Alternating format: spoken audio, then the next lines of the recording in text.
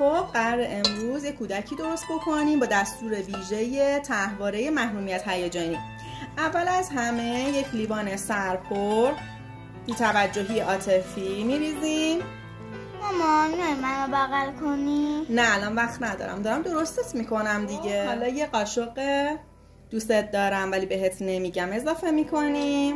مامان منو دوست داری؟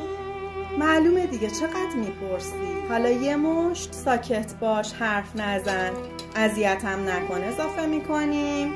مامان یه چیزی بگم. حالا برو فعلا تو اتاقتو جمع کن، بعداً حرف میزنی. یه پر گریه کردن هم خوب نیست برای تعظیم. مامان دلم گرفته، میخوام گریه کنم.